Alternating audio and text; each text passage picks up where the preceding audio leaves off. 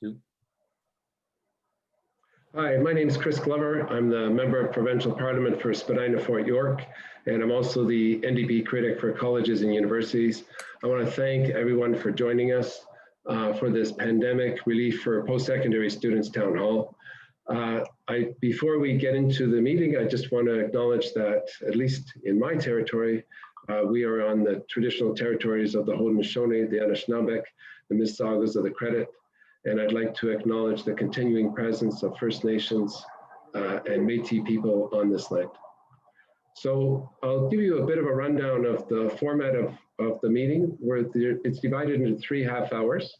The first half hour, we have 6 post-secondary college and university students from across the province, and they're going to be talking about their experience of returning to school or starting college or university during a global pandemic, what that has meant to them. The second half hour, we've got leaders from the 3 major student union groups, the Ontario Undergraduate Student Alliance, the College Student Alliance, and the Canadian Federation of Students. So they'll be joining us, and they'll be talking about the political action. And one of the political actions that they have been asking for and that we've asked for is pandemic relief for students. And earlier this week, we had a press conference. We were asking for $1,000 for full-time students as pandemic relief and $500 for part-time students.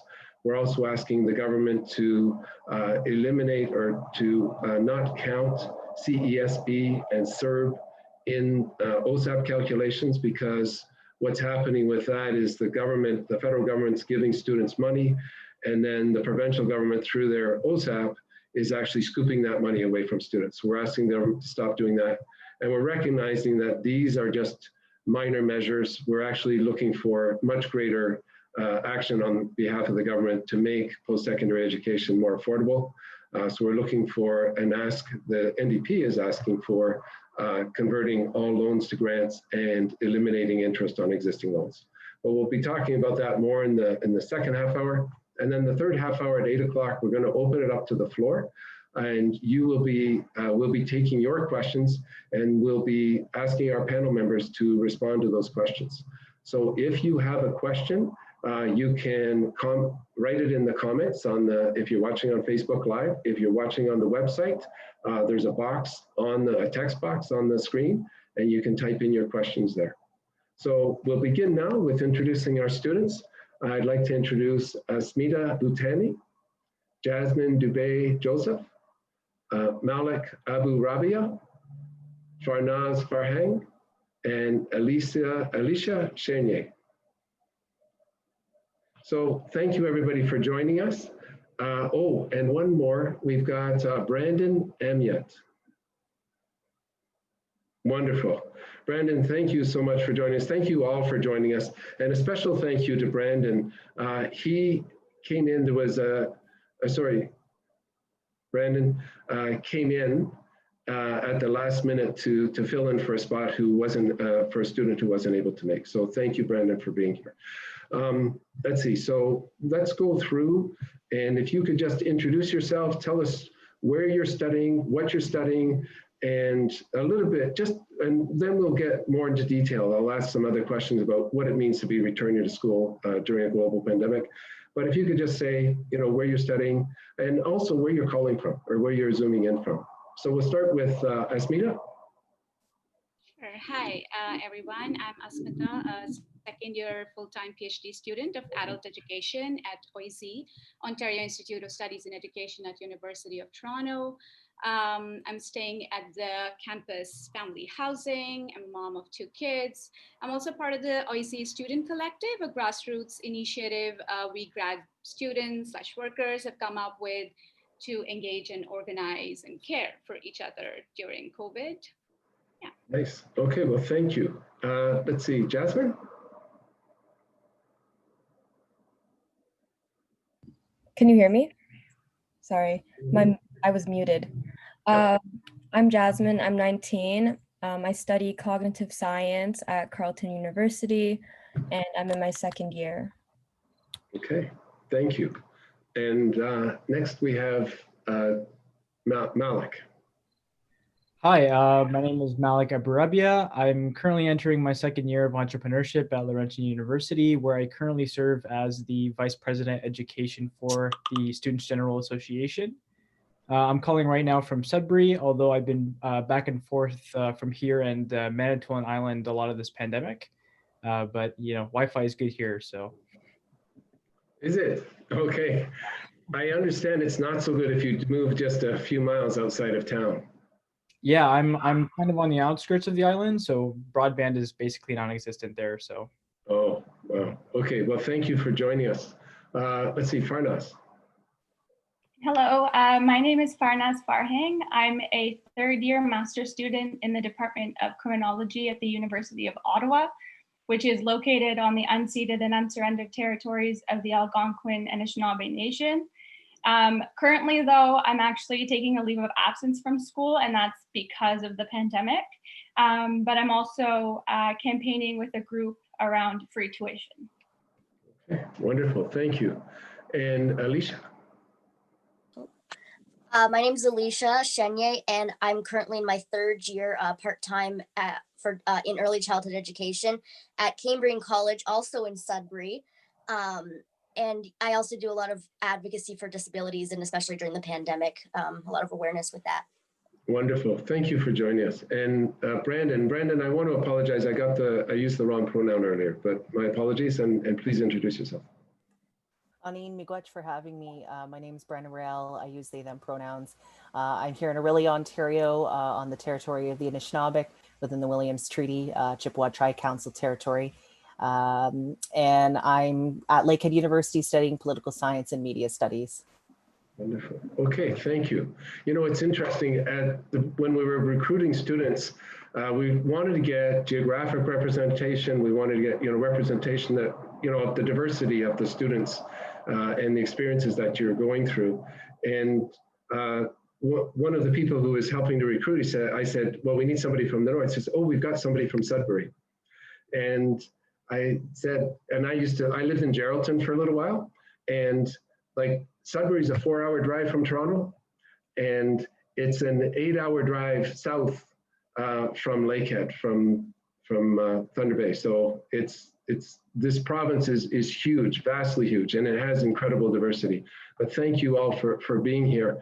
And I heard, Farnaz, you were mentioning that you're not returning to school because of the pandemic. So the first question I want to ask all of you is, so what does it mean to be returning to school? And if you're not returning, what is it about the pandemic that's making that happen? So Farnaz, do you want to start?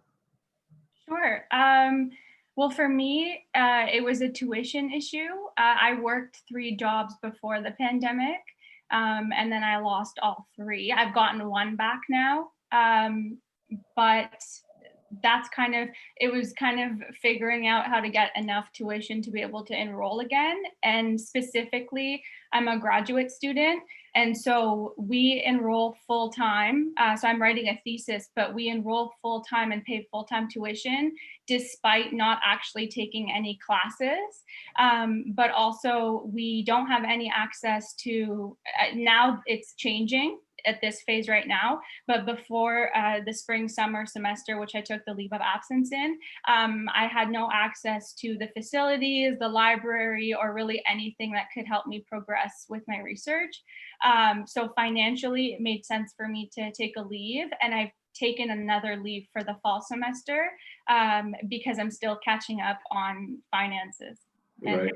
I'm able to do that. It is something, and I actually just completed a PhD a few years ago, and I know I've got gray hair and everything, but but it was the same situation. When you're done your coursework, you're still paying full-time fees, even though your only interaction with the campus is using the library and meeting with your professor once in a while. So it's something where our post-secondary, our colleges and universities have the lowest funding of any in the country. And so they're always looking for ways to pull in money. And what your experience, I think, is unfair. Anybody else want to talk about what does it mean to be returning to school in the pandemic? Just raise your hand and I'll go. Jasmine, and then Esmita. Yeah, so for me, I'm actually returning back to school in the fall, but I'm actually not that excited because of it being online, and remote learning for me is hard because it's hard for me to concentrate. I had two online classes this summer, and both of those, it was really hard for me to focus. That's my big thing. So I love being in class with all the students around me because I get a sense of motivation. And now that I have my bed, it's easier for me to turn on Netflix and watch TV instead of actually focusing. So, yeah, focus is one of the big things for me. So, yeah. It is, yeah, there's always distractions, and there is something beautiful about being in a room with other people and the energy that you get from that. Let's see, Asmita. I think a lot of what fall is going to look like is going to be guided by what my summer looked like. So I'm a funded PhD student at U of T, and the funding is only for fall and winter and not for the summer, which means that the academic employment, right, such as the graduate assistantship or the teaching assistantships that are part of our funding, were not easily available. And then funded students do not get OSAP in the summer either. So I was doing two contractual jobs to like sustain both together, fetched a little over, I don't know, $1,000. So I was not eligible for CESB, CERB, or OSAP or my grad funding over the summer. And this is with two kids and a partner who was into part-time precarious sort of work. And then I have OSAP debt from before because I moved from MA to PhD. And so that's about 30 grants as well. So and then there is implications on how I was planning to do my research stuff as well throughout the summer, but also in the fall. So there is a term delay, there is a time delay, but there is also more than a term delay. So that's one. But also there's so much of a burnout. And so I would say there's a creativity delay that I can foresee. And also the financial pressures that I and my partner and our family as such face, right? So that's going to be going into the fall. We're going to be spending more time finding work and spending more time working and making up for all of those losses. And then caregiving needs are going to be heightened with TDSB, the way it's swinging from one, decision to the other. I don't know what that's going to look like. So yeah, so there is anxiety and there is uncertainty, but there's also this disillusionment with the system, in terms of talking a lot about equity and justice in like big institutions. And when it actually comes to consulting your own students, there's a very top-down approach. And yeah, so amidst all that, that's what my fall looks You like. know what? It's really interesting. You're talking about burnout, and you say, and especially as a parent, and a student, you talk about, caregiving needs and your students, your children, are they going to be in school full time or, and how long will schools actually be able to operate, because we don't have physical distancing in our classrooms and we don't have bubbles, adequate establishment of bubbles in our schools. So that you're talking about that, and then working, and then the financial pressures, added financial pressures. So, thank you for sharing that, but it raises, so when you're talking about burnout, it sort of makes sense. Raise your hand if you're on the panel and you feel that there's a lot more stress in going back to school this year than in previous years. Okay, I see unanimous consent, agreement with that. Okay, Malik, tell us about your experience of returning to school this year. I believe Alicia had her hand up first. Oh, okay, Alicia? So thank you. I'm actually blind, so I have a lot of vision loss, and that's something like, I'm trained on like, different things like my accommodations, which are funded through, OSAP and through my college, but I wasn't trained on a lot of technology stuff, and moving to online, a lot of it's not accessible, and that's really where my whole thing comes in. So having like a lack of funds, like because there's new programs I'm gonna have to use for my program, or like access just to like actually be able to read my work, or to read for me, a lot of that, like with no, sorry. It's just like it's a lot of like different funds that I don't have currently, so like that's where I'm struggling. And I lost a lot of accommodations through the college because of the pandemic.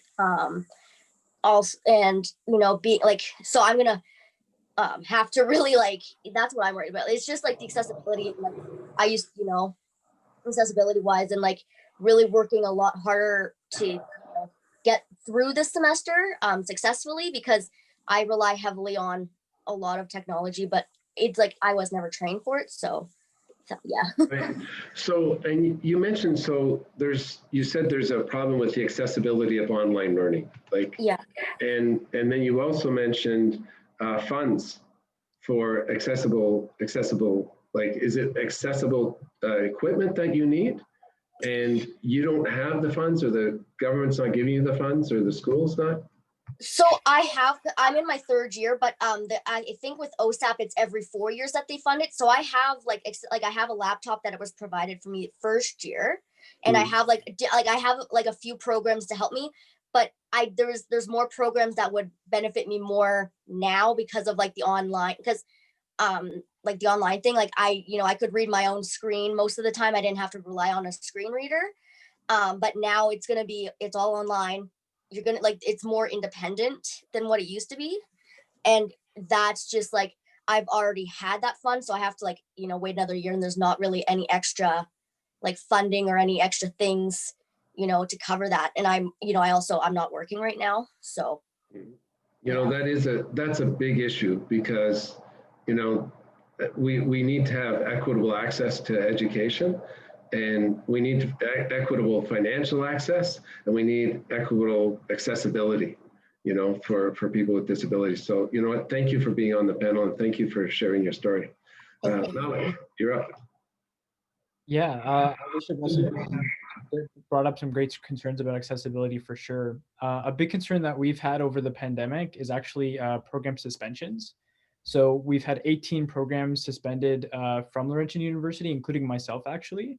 So that's only enrollment, not really affecting current students. They'll be able to have the opportunity to finish their degree.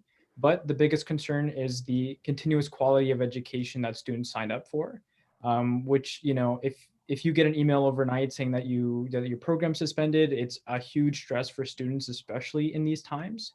What do you mean by program suspension? What does that mean?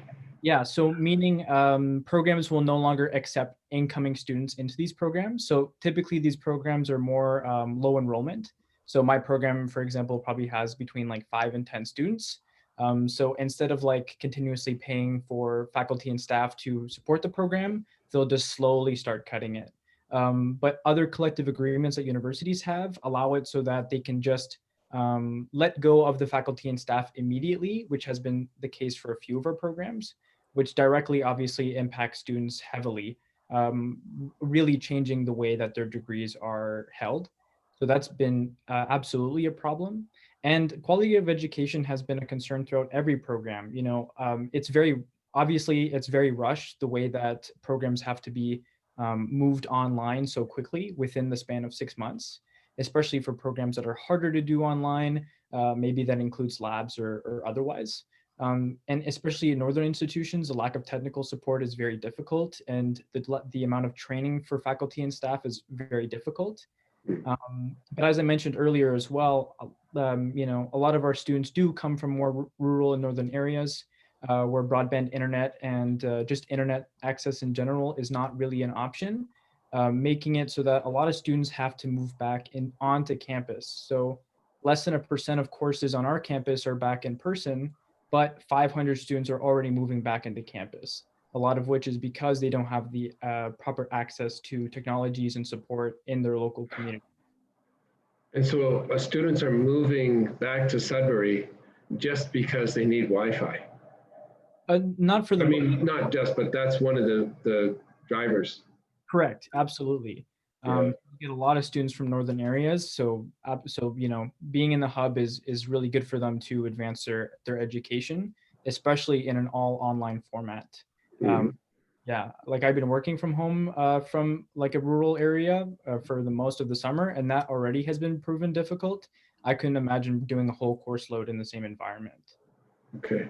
And what does that mean? So you said it's proven difficult. So like you're trying to do work at home, what happens? Well, there's no access to broadband, so I've been going off data alone, which can be very expensive over time. especially for students that do have to incur those costs that they wouldn't necessarily have throughout a regular year. There's not even an option to have accessible broadband in some areas, so that makes it pretty much impossible to do an online education for a full semester, yet alone potentially two. Yeah, Okay. and a big problem as well has been the difference between synchronous and asynchronous learning, especially when it comes to our international students still living in their country of origin due to the pandemic. If we have a class that's from 3 to 4 p.m. here, that could be at 1 or 2 in the morning for a student living abroad. So for international students, they don't really have a choice but to move back onto campus as well.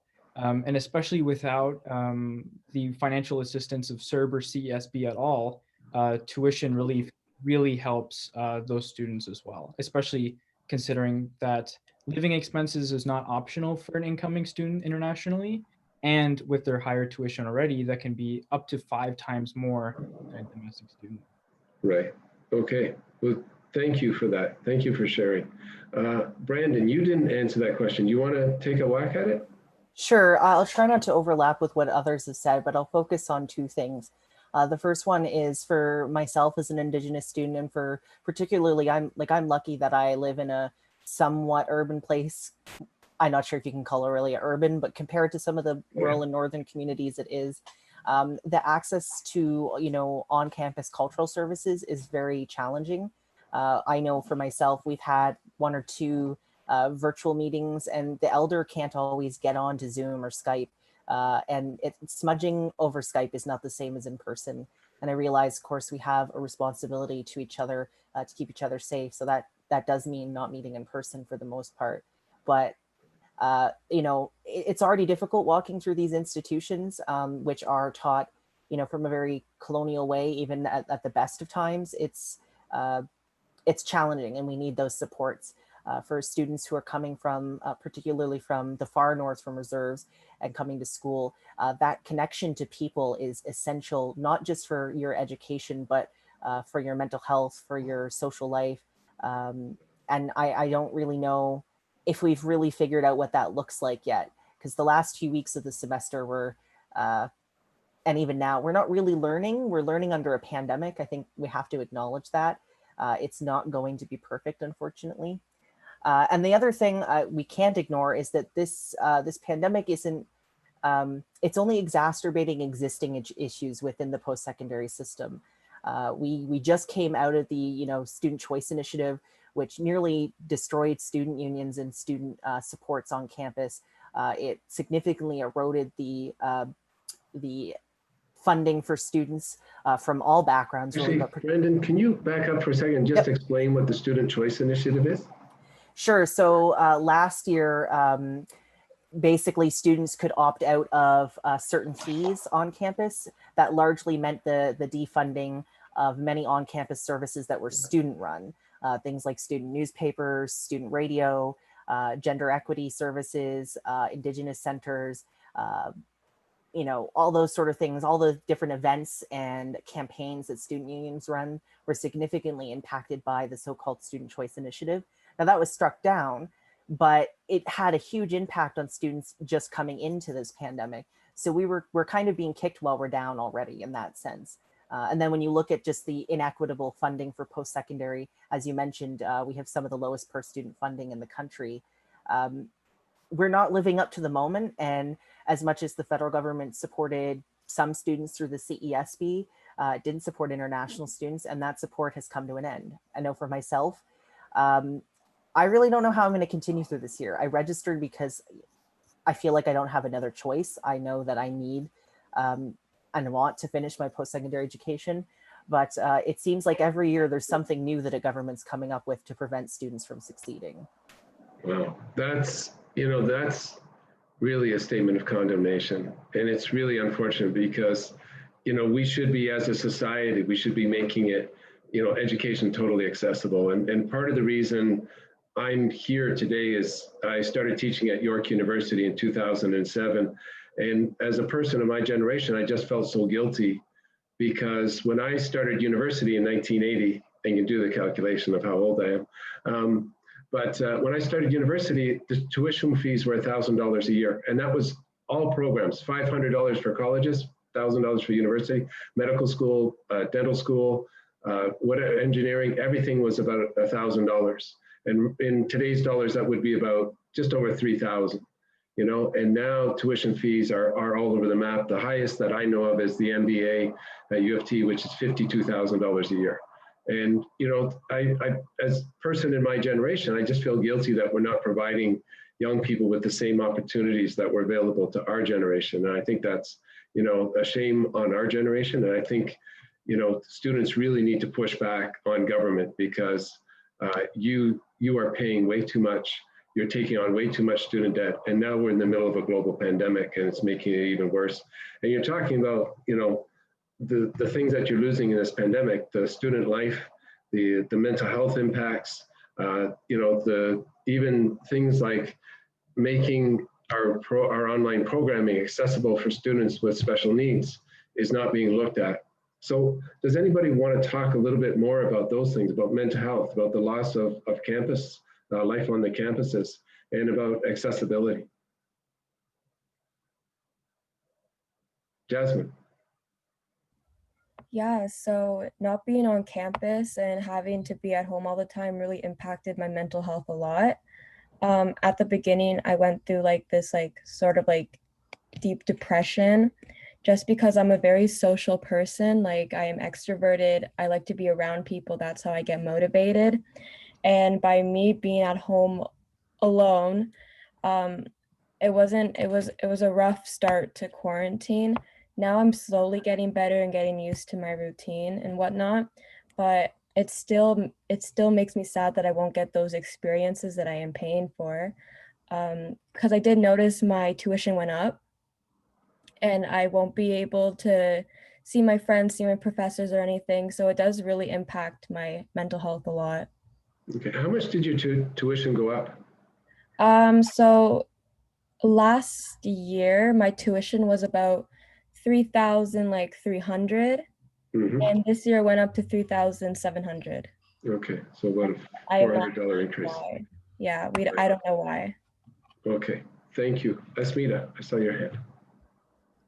I just wanted to briefly touch upon how students expect that the university should be a space of building communities, right? Like my own degree is called Adult Education and Community Development.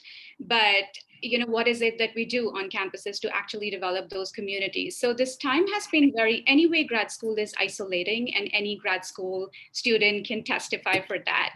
But then at this point in time, I think we really expected the university, and we still do, for them to step up. But since they didn't and they don't, so again, I'll just bring in at OISE Student Collective, I think that's where it came up from, right? Like to get students together. So organizing like town halls, art-ins, whatnot, to simply just have a space to be together and to be able to voice out, because those spaces were completely missing. Okay, thank you. Farnaz, I saw your hand, and then at this point, after Farnaz, we're going to transition into the next stage of the meeting, but you guys are welcome to stay around for the questions in the third part. So Farnaz. Okay, yeah, just to go off on what Asmita was highlighting, I think all the struggles that we're facing as students collectively can't be separated from, you know, any other like professors, part-timers, full-timers, administrative staff at the university. I think for a few years now, even since the 1980s, pretty much every institution that meant to work for us has been taking the form of a business individualized kind of narrative.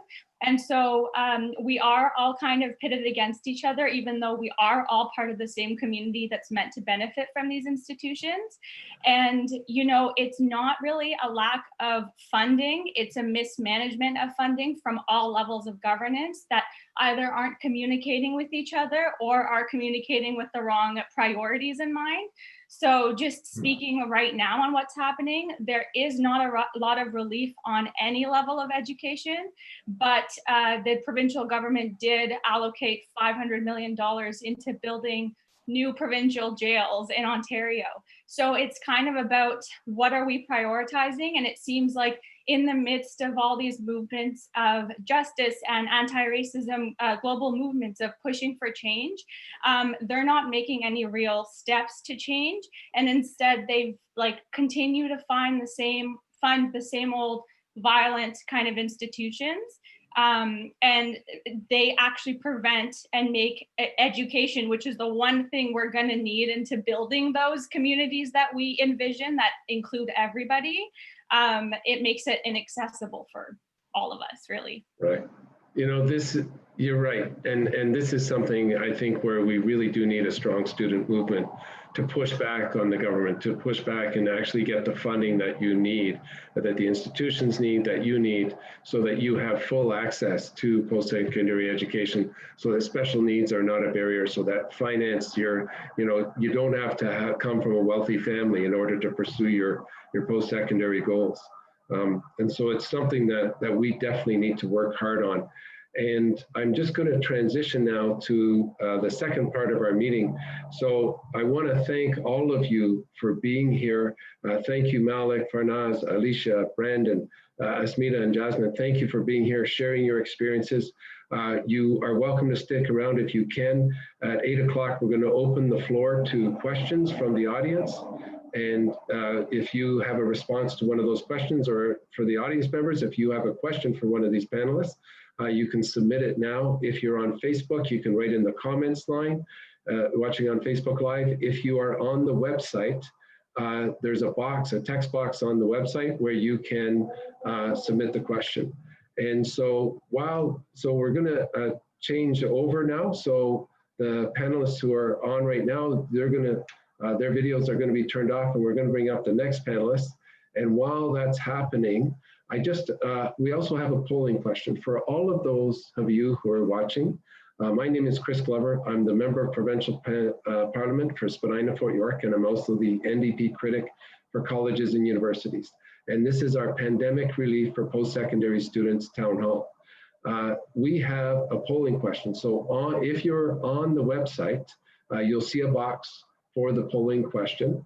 If you're not on the website, if you're watching on Facebook Live and would like to answer the polling question, you can find the website address either on my website, which is chrisglovermpp.ca, and you scroll down, you'll see the poster for the town hall, and at the bottom of it is the website for the actual town hall and to answer the polling question.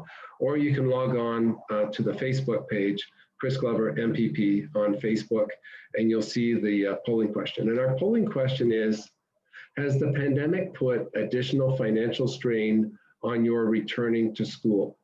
And there's 3 answers: yes, no, not sure. So the question is, has the pandemic put additional financial strain on your returning to school? So if you are on the website, please answer that poll. As the results come in, we're going to be introducing our next set of panelists, and then we'll release the results in a few minutes. So our next set of panelists are student union representatives. We have Tori Arnett, the president of the College Student Alliance, Kayla Weiler, the national executive representative of the Canadian Federation of Students, and Julia Pereira, the president of the Ontario Undergraduate Student Alliance. Welcome and thank you for joining us in the second half hour of our town hall here. Let's see, so we'll go through a similar format to the last half hour.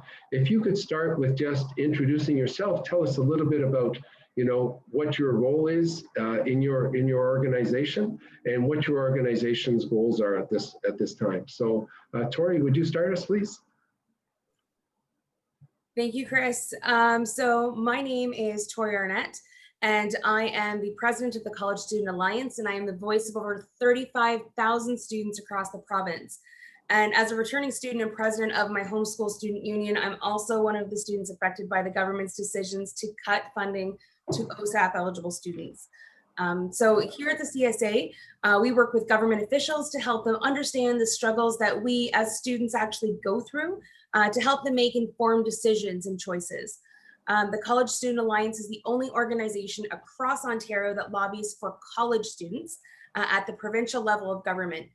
We hold conferences, workshops, webinars, and we have resources and toolkits to help our member school student associations to better advocate on their home campuses and connect with their local government officers. Okay, thank you so much, Tori. And next we'll introduce Kayla. Great. So my name is Kayla Weiler. I use she, her pronouns, and I'm the National Executive Representative for the Canadian Federation of Students, Ontario. So we represent 350,000 students across the province, and we're part of Canada's oldest and largest national students movement, representing 500,000 students across the country. So we represent both domestic and international students, as well as college, undergraduate, and graduate students from a range of different areas across the province, from Northern Ontario to Southwestern Ontario. And our main goals of the work of the Federation is to fight for a free, accessible post-secondary education system that has no barriers of whether it's tuition fees or other barriers that students face on their campus. So thank you for having us here today. Thank you for being here. Julia. Hi there, my name is Julia Pereira. I am the president of the Ontario Undergraduate Student Alliance, and I'm also the vice president, University Affairs at Wilfrid Laurier University Student Union. So I recently graduated from Wilfrid Laurier. I represent over 18,000 students at Laurier and also 150,000 professional and undergraduate students, full-time and part-time within USA. So we make up 8 student associations across Ontario. So we are nonpartisan and our policies are written and ratified by students. Our approach to advocacy is substantive, student-driven, and evidence-based policy recommendations. And overall, our vision is for affordable, accessible, accountable, and high-quality post-secondary education in Ontario. Okay, wonderful. You know, I hear the same goals all over, you know, from our previous panelists, from all 3 of you, that we need affordable and accessible education in Ontario. And that is a goal, and it's not being achieved right now. Let's take a look at the poll results. Just before you introduce yourselves, let's take a look at the poll. We had this poll question, and our poll question was, has the pandemic put additional financial strain on your returning to school? So let's take a look at those results, and then we'll come back and you can comment on them if you like. Let's see. We're just waiting for them to come up. And I'd also like to mention that the technology tonight is handled by Public Square, which is a startup company in the area. And they have been doing this kind of online work for us for some time. And it's been really good because with the pandemic, we want to be able to reach as many people as possible, but we're also very conscious of, you know, some of the vulnerabilities, you know, with just a Zoom call. So for those of you who are watching, the panelists here, we're all on a Zoom call, and then that's being broadcast through YouTube, through the website, on Facebook Live, and other social media. So it's fairly complex technology, but it's Public Square that's doing it for us. Okay, so the results that we have from the poll show that 93% of students said yes, so, and only 7% said no. So 93% are saying that the pandemic has put additional financial strain on returning to school. And Tori, why don't we start with you to comment on that? Because you were saying that it's not just the pandemic, but it's also OSAP cuts, because this government over the last 2 years has cut $700 million a year out of OSAP. So talk about both of those, the OSAP cuts and then the pandemic. So I'm 100% not surprised by that large of a number, 93%. OSAP cuts, we hear that a lot at CSA. So I want to thank the student representatives that spoke before me. It's courageous to come forward with the issues. And I just want you to know that you're not alone. So at CSA, every day we're hearing stories like yours. Because of OSAP cuts, your new young adults moving out on your own, but your parents' salaries are still affecting your OSAP eligibility, or yourself or your partner is on the Ontario Disability Support Program. And we all know that if you have somebody in your home that is like that, unfortunately, your OSAP is affected by it as well. So for those persons, whether it's yourself or your family, you're going to need to supplement that income with 1, 2, or like myself last year, I needed 4 part-time jobs. it's a struggle on you financially, mentally, physically, emotionally. It's quite difficult. So that number is not shocking to me, that they're going to be affected by the pandemic now, where you may not have been eligible for CERB or the student benefit. So that it's terrifying as a student, wondering where your income is going to come from to buy all of your needed materials and your textbooks. It's frightening. Right. Thank you. You know what? And thank you for sharing that. And thank you for sharing your experience. Julia, what are you hearing from the students that you represent? Yeah, so I think Tori, you really highlighted some great examples of, just basically how students have been struggling already due to OSAP cuts, and now they are also continuing to struggle with this pandemic. The CESB has helped students during the summer, but we know that now that this program has ended, a lot of students will be turning to OSAP to help supplement their tuition, their living expenses, their rent. We have a statistic that 43% of students have estimated that they'll be relying on government aid more than ever and more than they have in the past. And this statistic definitely highlights and encompasses the financial struggles that students and their families have been facing as they look to return to school. We know that students have struggled over the summer to find employment. They've had their summer jobs canceled or put on hold. And the family members that may have supplemented students' education in the past may also be struggling, and they might not be able to be doing that as well come the fall, or I guess come the next couple days, right? Okay, thank you. It's a really strange time, and I'm turning 59 tomorrow, and I can say that this is unusual. Like I've never experienced anything like this. I talked to my parents, they're in their 80s. They've never experienced anything like this in their time. So all of you who are attending post-secondary education at this time, you are going through something that no one else has ever experienced. And so it is a real challenge, and I think it's the responsibility of government to provide the tools that you need to be successful in spite of the pandemic. So Kayla, what would some of those tools be? What are you hearing from the students that you represent? So I've heard similar aspects when it comes to summer and fall employment being dramatically changed because of COVID-19.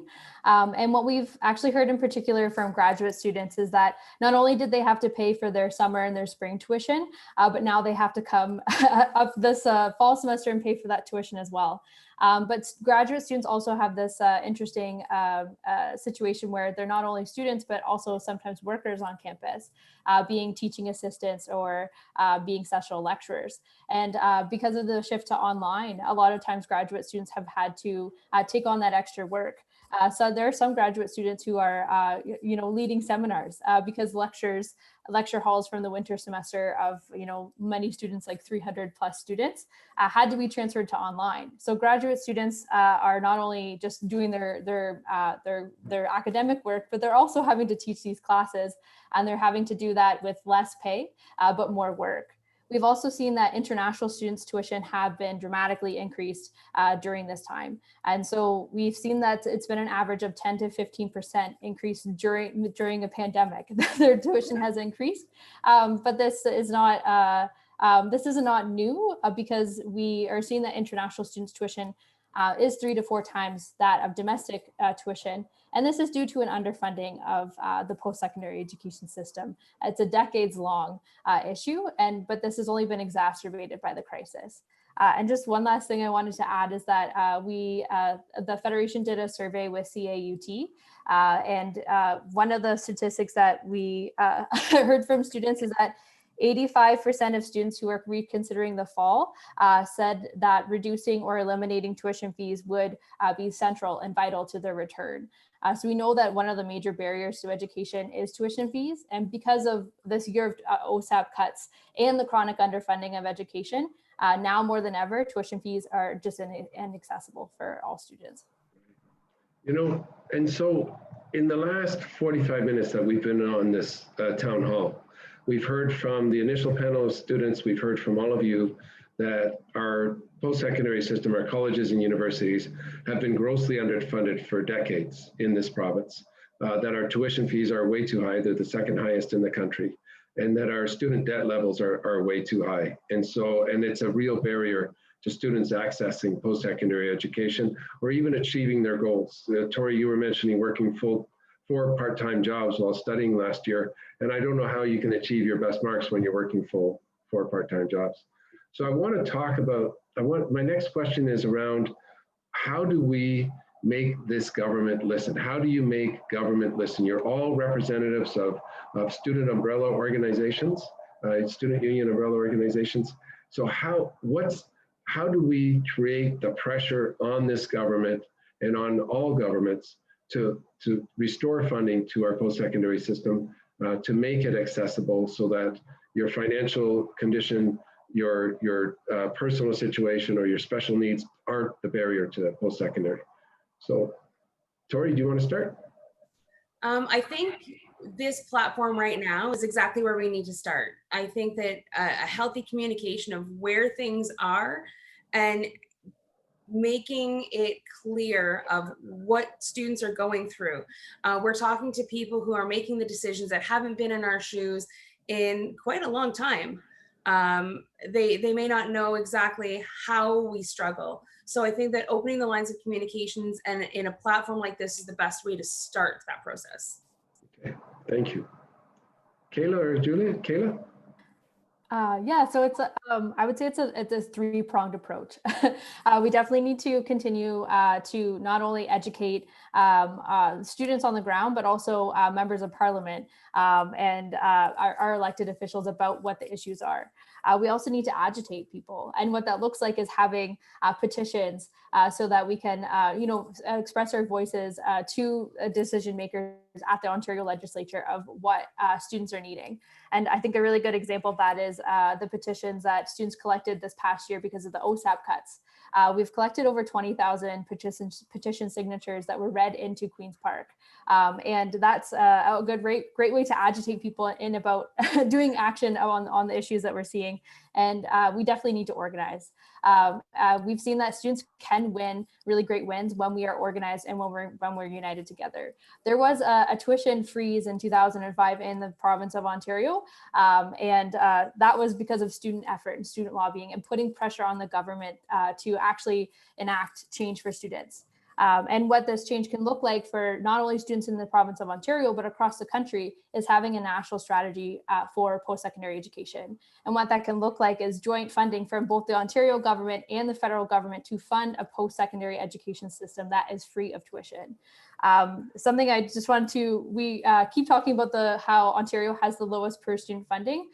In Ontario, the per student funding is roughly $7,000 per student, while the Canadian average is $12,000 per student. So we're seeing that there's this gap in funding, and it's up to the responsibility of both governments, Ontario and federally, to fund the system. And we've seen that there's been decades of chronic underfunding, and using international students to pay to fund that system is really disgraceful and shameful. So it's by having unity, it's by having students call their MPs, email their MPs, but also go to rallies, go to protests. We saw a lot of those during the OSAP cuts, and we can continue to do that work safely during this COVID-19 pandemic as well. The important thing is to keep the pressure going and to never give up. Wonderful, thank you. Thank you so much. Julia. Yeah, and I think that honestly, Kayla, you said it really well, that a lot of students have taken this time to engage with their student unions, with the government, with these two petitions we've seen online. And I think that it's remarkable in the circumstances that we're going through that students, can't have this physical community to organize and to be together, but they can still find the space online to raise their concerns and raise their voices. So continuing to engage students, encouraging them to share their stories, because I think that resonates with a lot. Right. Yes, thank you. And when you're talking about agitate, I mean, you're talking about the squeaky wheel gets the grease, and if students aren't active enough, then they're just not, their stories are not in the media.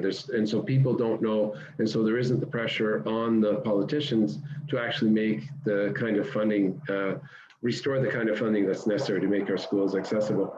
In 2011, Quebec had the largest and longest student strike in the history of this country that actually brought down the provincial government. Can anybody talk to that? And is it possible for us to mobilize to a degree that we can actually, force government to change and actually restore funding to this program? Kayla?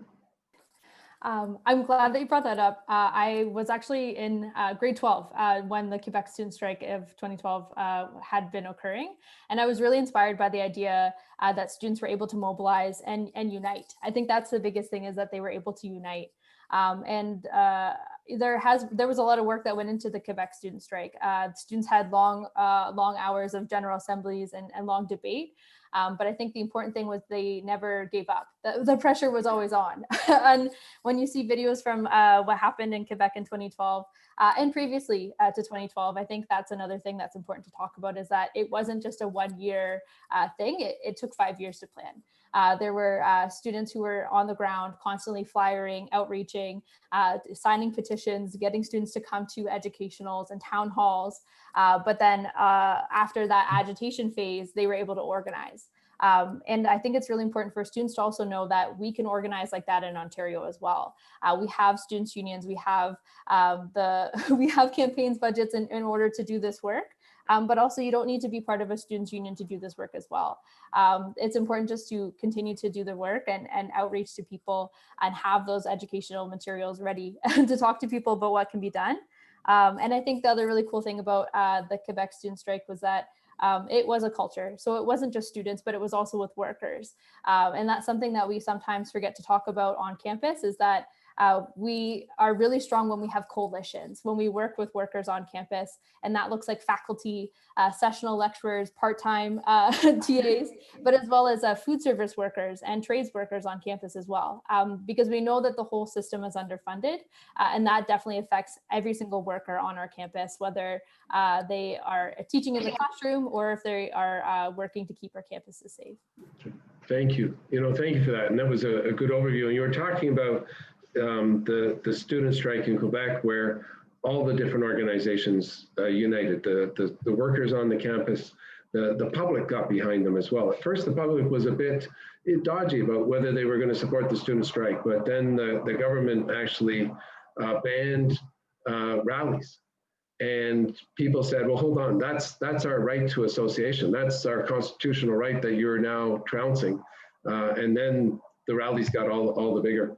But it was, you mentioned that it was an association. It was all the student organizations coming together and, working together on this. And it's great to have, the three biggest student organizations in Toronto or in Ontario, the College Student Alliance, the Canadian Federation of Students, and the Ontario Undergraduate Student Alliance, all together on this panel.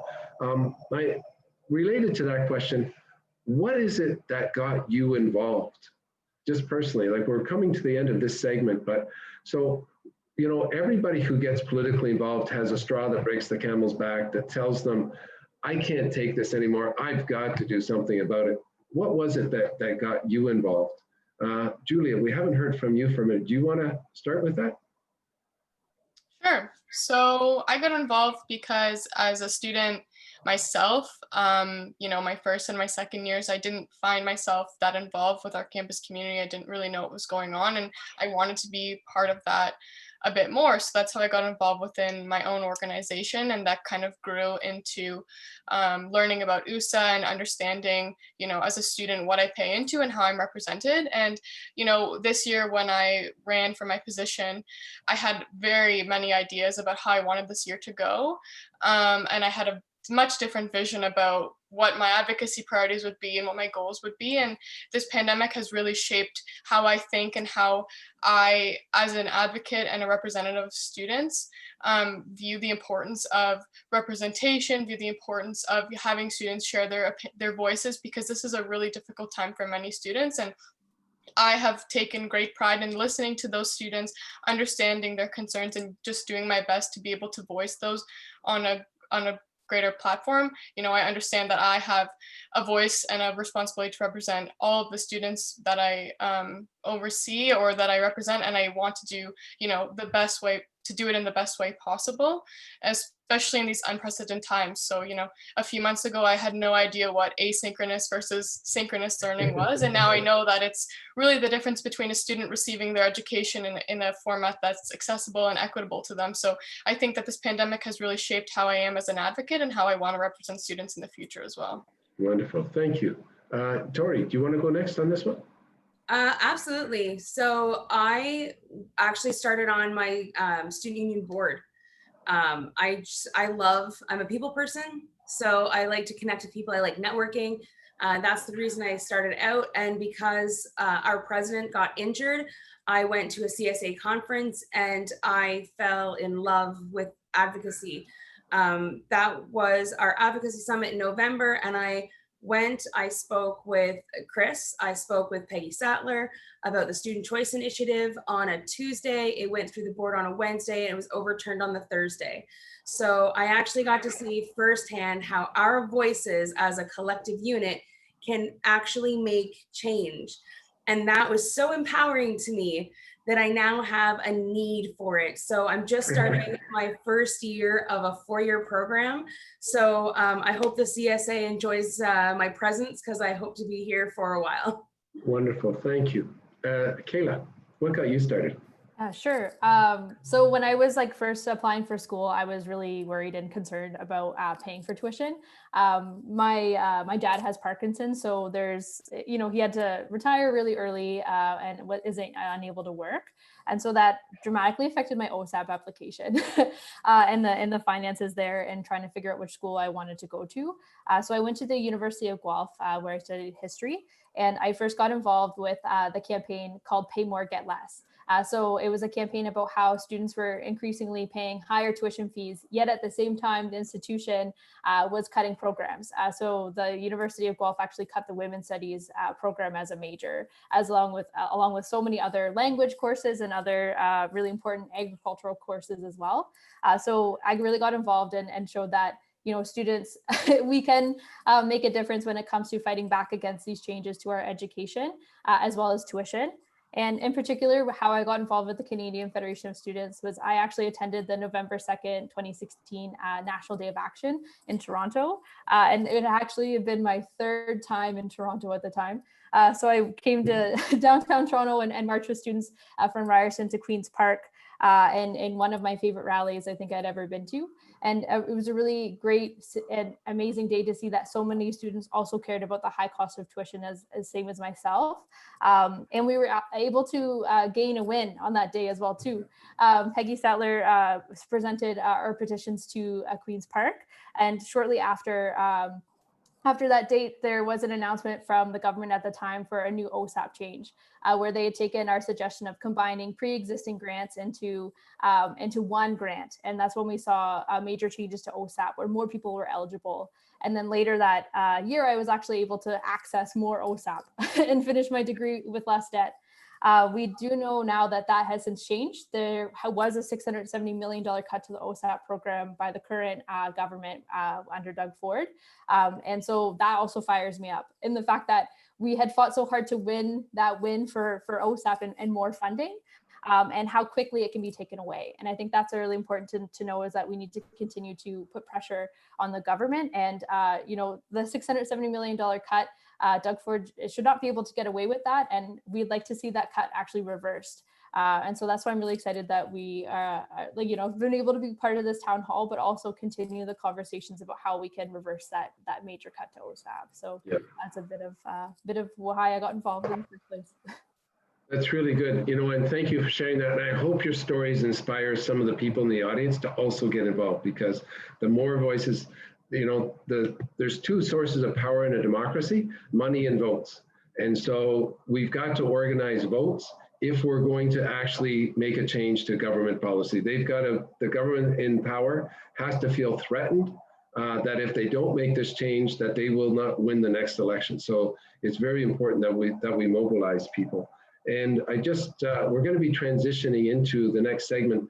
I've got 2 notices for the people in the audience. The first is that we as a group, the four of us held a press conference earlier this week, and we asked the government for three things. We asked them for $1,000 pandemic relief for full-time college and university students in Ontario and $500 for part-time students. And we recognize that this is not the solution. It's only a gesture. It's only a start. We're also asking the government to not count CESB and CERB in the OSAP calculations, because we don't want, what's happening right now is the federal government's giving students money and then the provincial government scooping it out from under them through OSAP and to pay for their OSAP cuts that Kayla just mentioned is $670 million per year each year for their 4-year term. So it's going to be almost $2.7 billion that's going to be cut out of OSAP that's taken away from students in this province. And that $1,000, the $500 in total adds up to about the same amount as reversing 1 year's OSAP cut. So what we were asking at the press conference earlier this week was simply that the government reverse the OSAP cut for 1 year in the midst of this global pandemic. And if you want to add your voice to that, there's a petition online. The petition site is on my Facebook page, Chris Glover, MPP. Take a look at that. And if you will add your name, that would be great, because there's power in many voices. So the next part of our panel, the final half hour of our town hall, we're going to be opening it up to questions from the floor. And but before we do that, I forgot one other thing. We've got a polling question. So if you're watching on the website, it's a two-part polling question. The first part is, if you are returning to school or starting a post-secondary program, are you feeling anxious? And the answers are yes, no, not sure. Okay. And if you answer yes to the first part of that question, we want you we want to gauge the anxiety level. So if you are feeling anxious, how would you rank your anxiety on a level from 1 to 5? 1 being not at all, and 5 being extremely anxious. So a two-part question around anxiety about returning to school or starting a post-secondary degree or diploma in the midst of a global pandemic. So those questions are online on the website. Please answer it, and we'll report the results in a few minutes. But first, we're going to start taking some questions from the audience. And we've got a number here. I'm going to start with, there's a couple of questions regarding international students, and that's something that's come up a couple of times during the discussion so far. Let's see. The question is, why are international students being exploited to fill the gap in revenue for universities and colleges created by a continuous reduction of public funding and the domestic tuition fee freeze? So I'll repeat the question, then I'll open it up.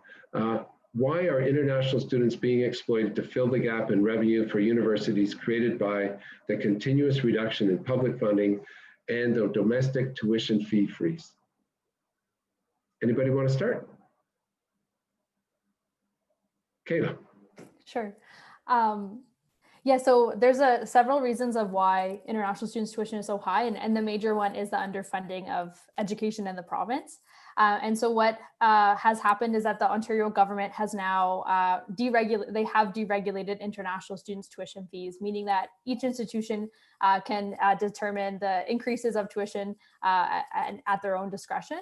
And we stand against this policy of differential fees for international students on the basis that education is a right, and everyone should have access to education regardless of where they're from and what they're studying, but also where they're studying as well too.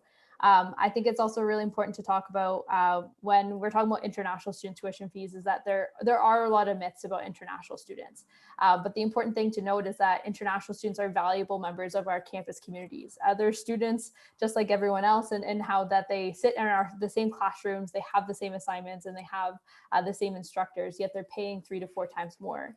And this policy of deregulated tuition fees for international students is feeding off of racism and xenophobia, absolutely, and how we need to have policies in Ontario that do have a long-term strategy to reduce and eliminate tuition fees for both domestic and international students. And what this looks like in the immediate is putting a cap on international student tuition fees, but then also reducing and eliminating tuition fees of international students and domestic students with more public funding. So I think it's really shameful to see that institutions use international students to fund the education and the costs of the university when the provincial and federal government should be funding those institutions. I really like talking about this conversation because I think it's something that we don't talk about often enough. And when we do, it's often about, well, how can we fund the system rather than talking about how are students being kept away from education because of the high cost of tuition. Okay, thank you. Julia. Yeah, I'd just like to add very quickly as well, Kayla did a great job kind of summarizing. And I think that question is really a question that probably all of us are asking ourselves too, like, why do they need to be this high? Something also that, I'd like to highlight too is that these international students can't plan for their future with these deregulated tuition fees, right? Predictability is something that all students need, is something that they deserve. And when they have no idea what their tuition is going to look like semester to semester or year to year, that makes it very challenging to save money to afford their living expenses on top of their high tuition. And I think it's very difficult and challenging for students in these situations when they really have no idea what they'll be paying and what that invoice will look like when their tuition is due. Right. Thank you. You know what, that is a real issue, this unpredictability that the government cuts funding or cuts, the operating grants to the colleges and universities. And then all of a sudden the institutions are forced to jack up the tuition fees for the international students in the middle of their program, which they could not possibly have planned for. So Tori, do you want to respond to this as well? Talk about international students? One of my main factors here with funding for international students is that they rely so heavily on their funding that they get from OSAP and things of the like. Some of the agencies that they go through are less than reputable. So the funding that they have to put up saying that they have the money to come to the country by the time that they get here is actually reversed. So they rely solely on the government funding that they get. And if it's cut back, then they have absolutely nothing. And then they're struggling just like our domestic students are, needing multiple part-time jobs. And we hear this every day at CSA and at our own home CSA at St. Lawrence, and it's appalling, it's unconscionable. So we need to get them the help that they desperately need. Okay, yes, thank you. And before we continue on with the questions from the floor, I just want to point out there was a bit of a problem with the polling question. It's a two-part question. The first part is, if you're returning to school or starting a program, are you feeling anxious? Yes, no, not sure. And the second part, if you are feeling anxious, how would you rank your anxiety level from 1 to 5? 1 being not at all and 5 being extremely. There was a point in time where just one part of that question was up. So if you only answered one part on the website, please go back to the website and please answer both parts of the polls, and we'll have the results momentarily. Let's see, our next question is about housing. How can we ensure fair and equitable protocol in student housing so that students are not taken advantage of by landlords and developers? It's a bit tangential to the work that you do for students, but does anybody have a response to that about landlords and developers taking advantage of students? Do you experience that much among your students? Let's see, I saw Kayla and then Julia. Julia can go first. Okay, Julia, you got Sure. it. So I was just going to talk a little bit, as USA president, I oversee these 8 institutions, but I also work on my home institution at Laurier, and I've done a little bit of work advocating for student rights surrounding housing. And I know that we've had a lot of issues this semester in general, or in specific, about, students understand that the semester is online and they're struggling to afford education in general, and they're looking to leave and exit their leases. They understand that they don't actually have to be in that home institution if they don't want to, or they're close to campus, so they're looking to move home to save some money or move back to wherever they came from. For example, I'm right now in Georgetown, but I'm also paying for rent in Waterloo, and I haven't been there in months because I've been working from home. So something that we've been advocating towards the province as well is just looking for some sort of rent relief for students. however this may look like, and also trying to work with landlords, have a good relationship with like a landlord tenant, so that students can exit their leases if they want to, because that's something that's been very difficult. Landlords haven't really been working with students to do so. I've also had a lot of stories of international students that are having these places in Waterloo sit empty because they've had to go back to their home country and they can't even come back if they want to. And they're telling me that their unit is completely empty, they've moved out, but the landlord is still forcing them to pay money. So it definitely aggravates the financial concerns students have, because their landlords aren't understanding of their situation as well. And I know everyone is struggling, but these are some extenuating circumstances for sure. Yeah, it's a difficult situation too, to be fair to landlords. Like, a lot of them have huge mortgages and other expenses on that property, whether it's occupied or not. And they were banking on, or their business plan probably included the tuition or the rent from students. So it's a really difficult thing for sure. One of the areas that we've been talking about in discussions is, are the banks actually doing their share? Are they providing mortgage relief to landlords that aren't able to collect rents? So that's another part of this as well. Let's see. Let's go to the next question. Reducing tuition fees. We've got a question from Shannon, and she has asked, there is a lack of transparency around what our tuition fees are being used for. How can it be that tuition fees have remained the same, but we are all paying for remote learning?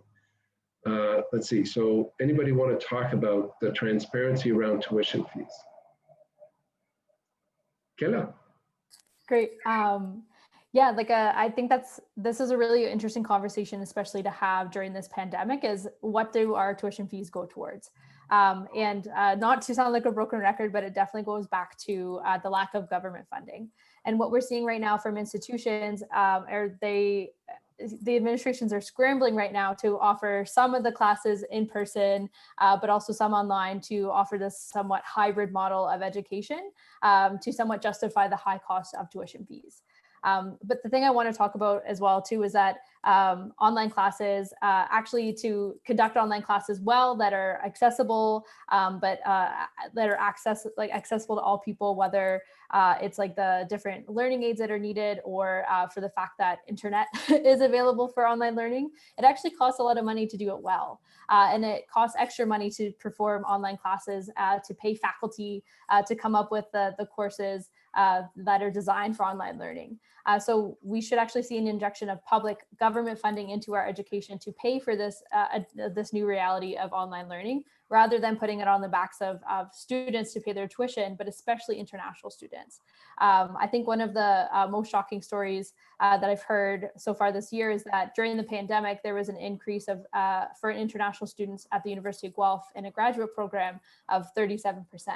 But this is also following a year where we saw an increase to a program at the University of Waterloo for international students by 60%. We're seeing that the tuition and the rising of tuition is not meeting with the needs of the students. And part of what we need to talk about is transparency in our institutions. We see that there's many administrators at institutions who are on the sunshine list, meaning that they make over $100,000 a year as their salary. But also on top of their salary, they do receive stipends for housing and travel and conferences that they attend. So I think it's having this larger conversation about the system of, well, who is funding the system? And it should be the provincial and federal government, but also where is this money going to? Do students and workers have control over where this money is being delegated? Because right now, what we're seeing is that the Board of Governors at a college or a university, they determine what the money is used for and how it is spent. And it's not the students nor the workers who decide how that money is spent. And oftentimes this money is not directly put into programs or into teaching, it's being put into other investments that don't benefit students. So do you find that frustrating? Because so the students, students in Ontario are now paying far more than half of the operating costs of university. When I was, and I mentioned before, when I was young and an undergrad student, we were paying 15% of the operating costs of universities and colleges. Now students are paying somewhere around 60% and up of the operating costs. And yet at the same time, you have no say in how your money is spent. You have very little transparency about where that money is spent. Is this a source of frustration for students in the province, or are students just not aware of it?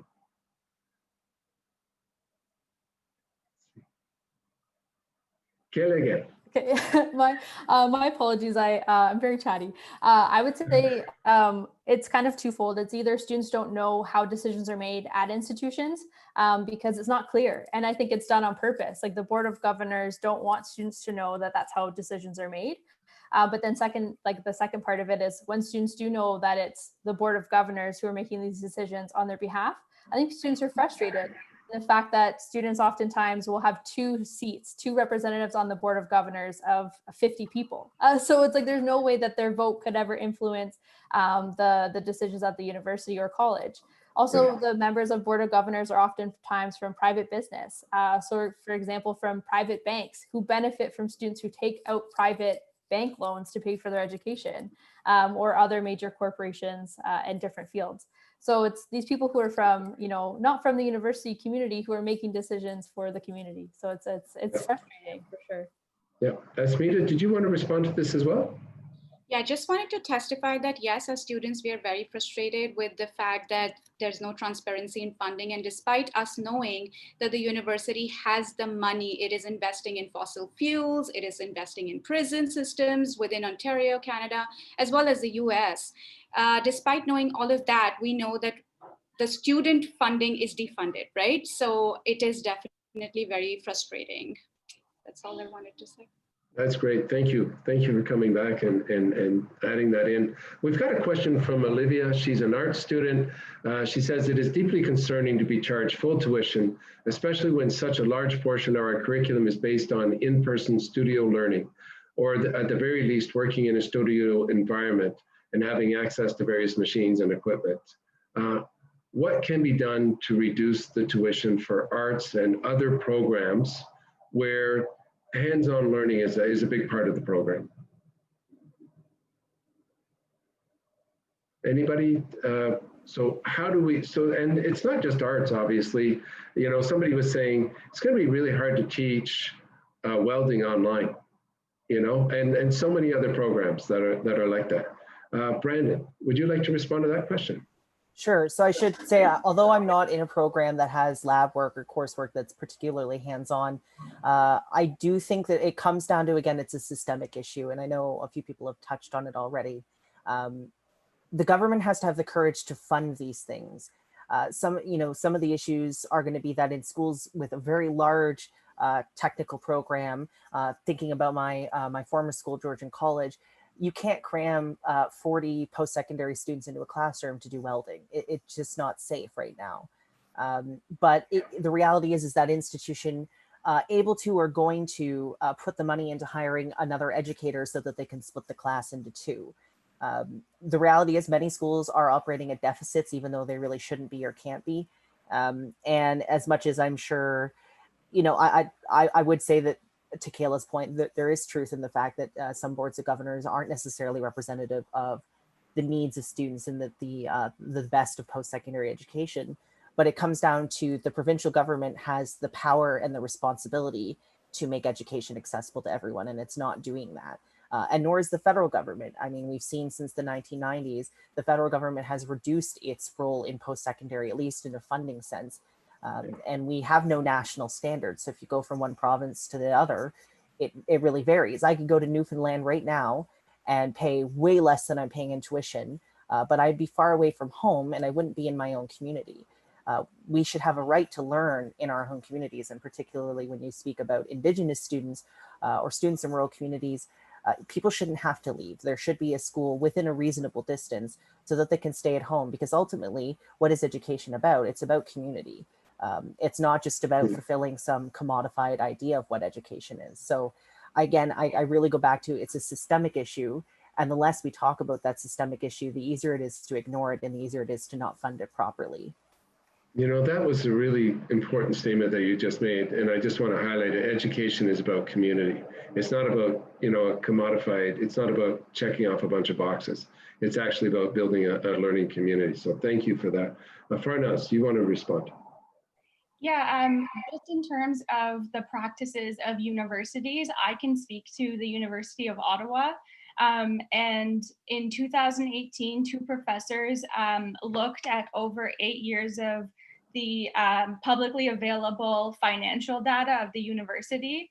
And it was the same time that the University Board of Governors was justifying making cuts to part-time professors, their contracts, increasing the workload for full-time professors, increasing tuition, and then making a bunch of cuts to kind of administrative staff.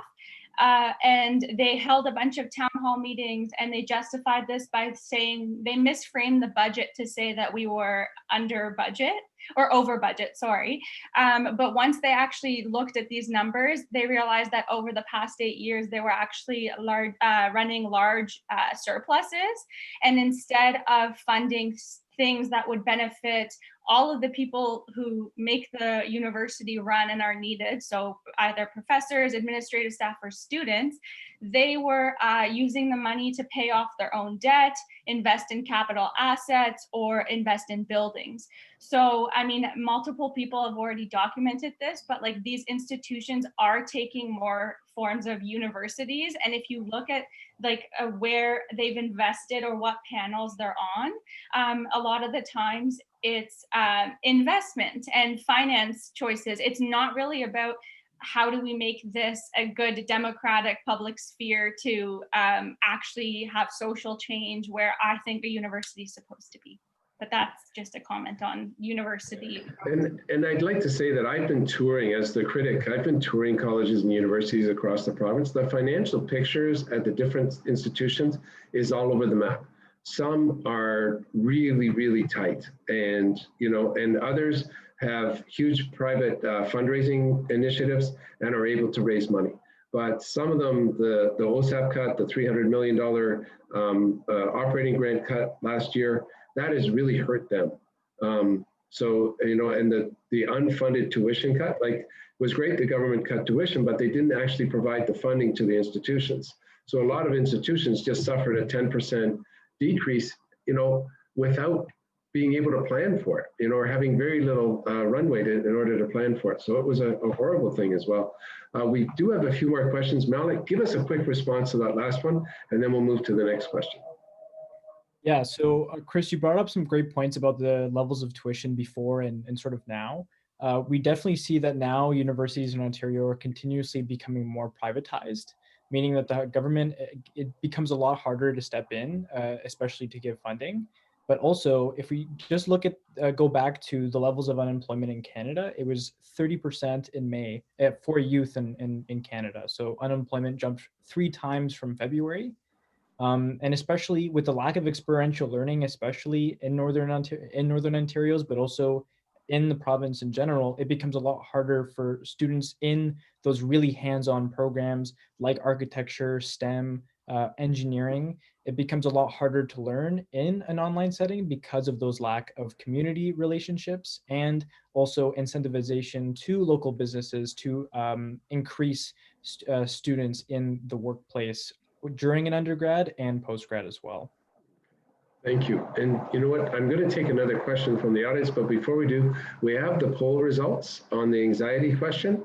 And the first question was, let's see, if you are returning to school or starting a post-secondary program, are you feeling anxious?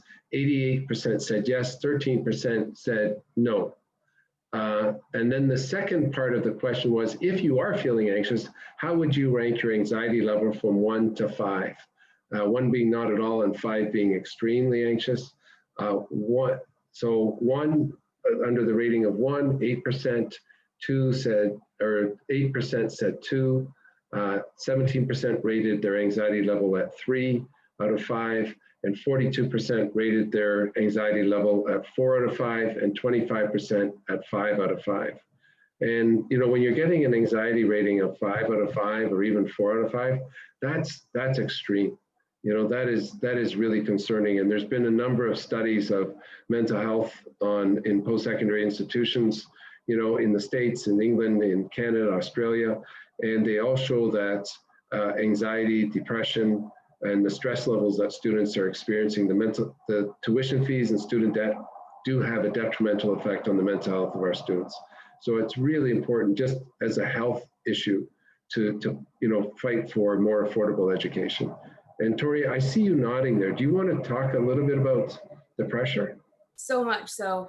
Somebody that I know, not myself, they're actually, because of the pandemic, in a social service worker program, they are having a remodeling of the program now. So because they can't actually do their placement, their classes are getting changed. Their placement's now going to be in semester 2, and all of their classes from semester 2 are moving to semester 1. They're getting stuck with a different workload of 11 classes. So anywhere between 3 and 6 hours per class, they're getting, just for class time, 33 to 66 hours of class time per week. And she's already experiencing nausea, burnout, and she hasn't even begun yet. And it's she's not the only one. We're hearing this from many students across the province, and it's becoming a real issue. Sorry, 66 hours of class time per week? Up to 66 hours of class time, because there's 11 classes, and the class hours range anywhere between 3 and 6 per class. That's absolute insanity. It is, and she's losing sleep, and classes haven't even begun. So I'm, after a certain point, your brain just doesn't take anything else in. It doesn't make sense. You know what? Send me the details of that, because I definitely want to investigate that one. We have time for one more question from the audience, and then we'll do some wrap-up remarks. And the question is that, let's see, sorry, I'm just lost the question I was looking for. Here it is. Due to COVID-19, my entire program moved to online learning. I'm worried about the quality of my learning, that the quality of my learning will be heavily impacted. Some classes only offer recorded lectures as well. I wanted to ask the student union reps what they think may help with the quality of education and this issue. So, Kayla. If either of the other two want to go first, I can wait until after. My apologies. I feel bad. I'm okay. Yeah, maybe Tori, you can go first. That's all right. I definitely can speak to this. I'm a wife and mom in my own home, and I was speaking about this on the panel the other day, that I'm not an authority figure in a classroom, but I am in my own home. So it's conflicting for me. So I definitely appreciate the struggles that you come through learning at home. So I have a room downstairs that no one's allowed in during my class time. I'm actually lucky enough that because I have an office on campus, for some of my things, I'm going to be able to have access to that, to be able to have my own time and my own space. Not everybody is that fortunate. So try as best you can to find one spot in your home that you can make your own, that no one has access to, almost as a sound blockade, so you can put in the focus that you need to, and try not to use that space for anything else other than that, just so you can have a differentiated aspect between the two. So I know I definitely struggled for that for me this spring, but it did help. So it's something worth trying. Great, thank you. Thank you. Julia.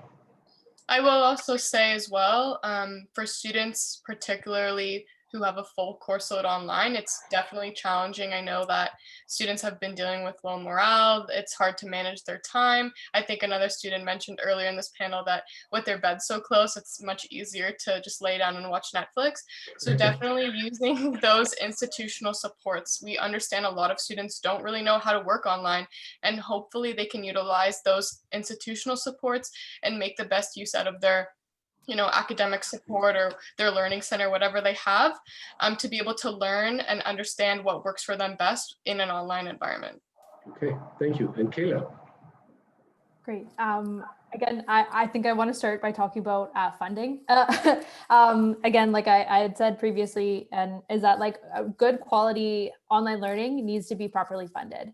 And sometimes that online learning requires more funding than in-person classroom funding that is needed. So again, going back to the Ontario government and the federal government needs to fund education so that we can provide the best quality online education that we can, given the circumstances. I also want to talk about how faculty play a large role. Heard so many stories over the past semester and also going into this new semester where faculty have really stepped up for students, but also like when the times where faculty haven't come through for students is that having those conversations with your students union to help advocate to faculty members about what is best that is possible for students, especially for international students who may be in another time zone and having to join synchronous classes, is having those conversations. And I know many students unions across the province have already taken on that work. I also want to talk about internet and how not everybody has reliable high-speed internet for these online classes. So what it looks like in the interim is having those conversations with your students union to advocate for you to your institution, but also the Ontario government needs to fund like internet, and the fact that it is so various across so many areas of the province is really kind of, it feels very backwards in the fact that we should have access to fully funded internet. But also internet that's affordable. I think that's another thing that we are looking to talk about. And one of the last things I want to mention is mental health supports. So what this looks like is for institutions to fund mental health supports that are also culturally sensitive, but that are also available through phone and internet access. And we're also talking about mental health that could be funded from the Ontario government, giving grants to institutions to better fund mental health supports. I'm glad that the question from the polls was about people's anxiety, and that's like definitely a major issue because of the pandemic, but also the worries of being studying and learning online. And a lot of times students unions offer mental health counseling and services through their health and dental plans. So if you have access to it, I do recommend that. That's a great place to start because no one should have to pay out of pocket for mental health supports. Okay, thank you. You know what, we're almost out of time here, so let's just do a 1-minute wrap up. Any final words that you would like to say to the people in the audience? And let's see, I started with Tori at the beginning, so let's start with Kayla at the end as a wrap up, and then Julia, then Tori. Cool. I think I would say to students right now is that, things are really uncertain, but the important thing is that there are students who are doing this work, and there are students who are continuing to push back upon the underfunding of education and call for lower tuition. The Canadian Federation of Students has had several campaigns because of COVID-19, but we also have a new campaign coming up.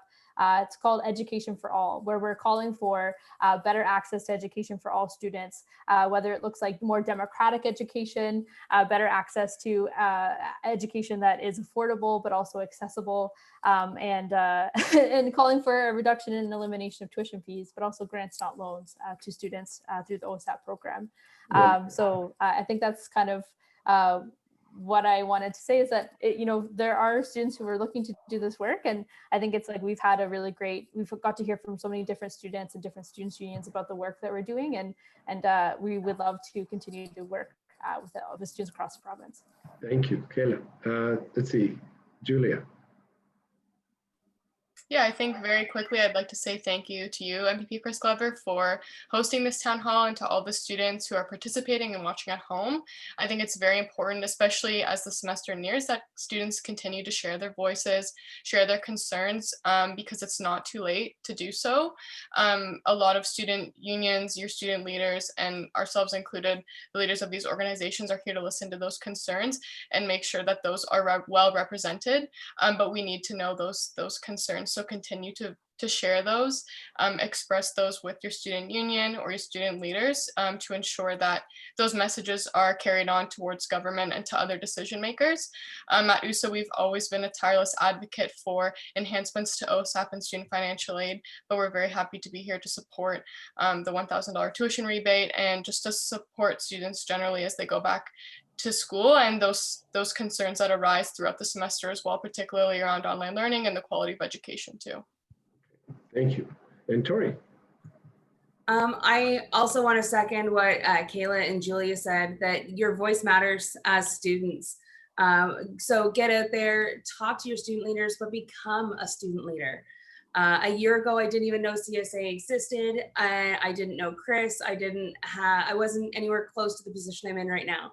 Ask the questions, get involved, and become part of the change that you want to happen.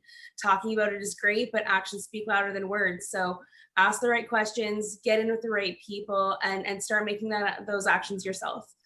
So Chris, again, thank you for including CSA in this. Definitely appreciative, and we're always going to be here. So feel free to reach out. Okay, thank you. You know what, and this was a really good way to wrap up. In the last couple of minutes, we talked about, you gave some, pointers on how to make the best of a bad situation. Like it is a tough situation going back to school at this time in the middle of a global pandemic. And it's not, the pandemic is something that we can't control.